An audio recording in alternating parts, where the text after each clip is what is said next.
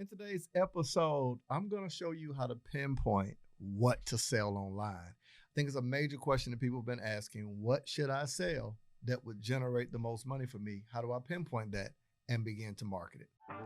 I'm on a mission to teach coaches and entrepreneurs how to make more, work less, hire their funnel, and let the funnel do the work. If you're ready, join me on Monetize with Marcus podcast.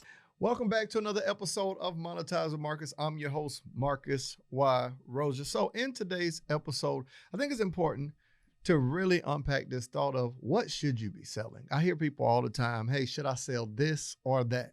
Like that's a major question that a lot of people have. Like, hey, if you've been online any amount of time, don't you feel like everybody's selling the ebook? Like it's just starting to feel like it's like the new Air Jordans that everybody's selling. I'm not against ebooks. Somebody's going to hear this and it's going to be that one crazy person that's going to comment underneath this video. What's wrong with ebooks, bro? Nothing. You ain't selling nothing, in the words of Lil Wayne. But nothing's wrong with ebooks. But I do want you to pinpoint and identify what specifically do you sell, because here's what happens.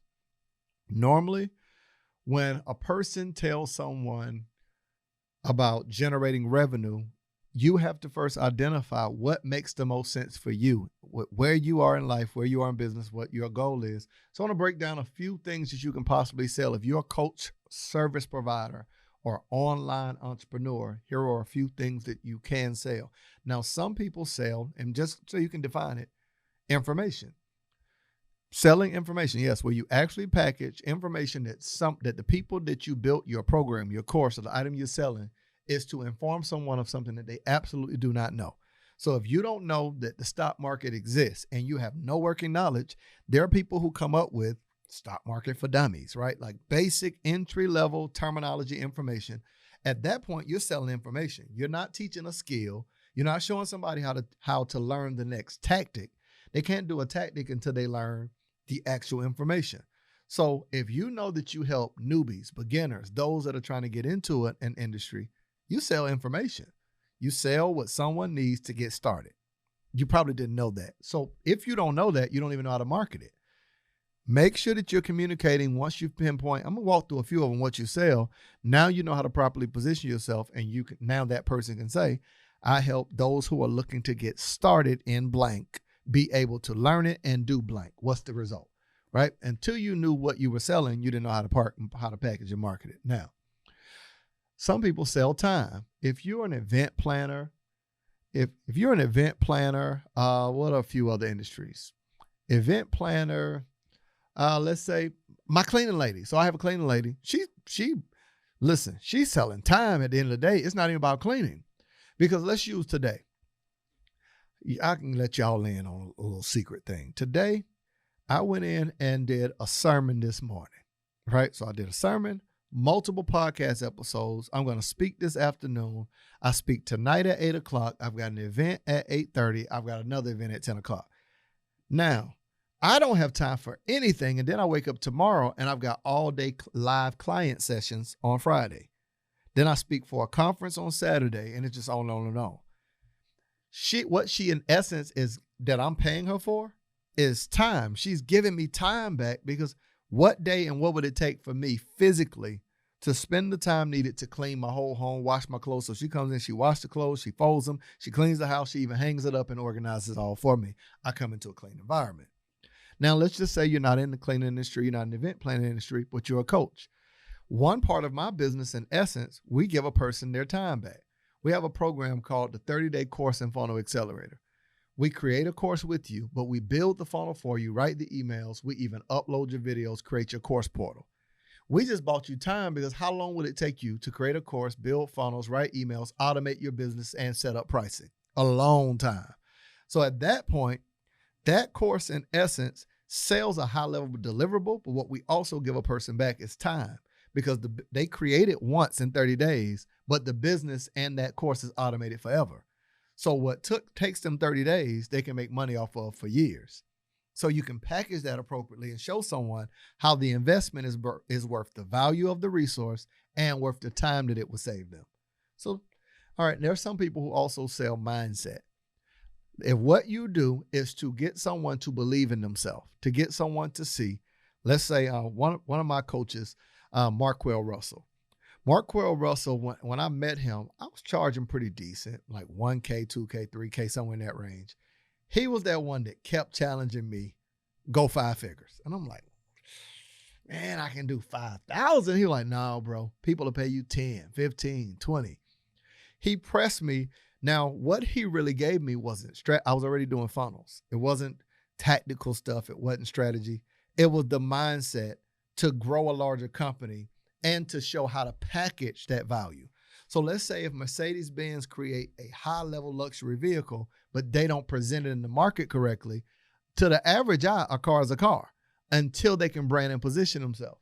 Now, he wasn't necessarily selling mindset, but that's what I got from it, right? I got a high level of mindset of when you think about masterminds, how you market a course versus how you market a mastermind is not the same because you're talking to a whole nother audience. So there's some of you that are listening to this that really should reposition your business.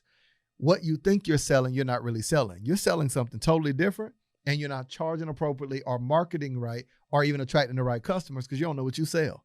You don't know what you have. You don't know what you're offering. What you really should be thinking about is, what is the result of what I'm selling getting people?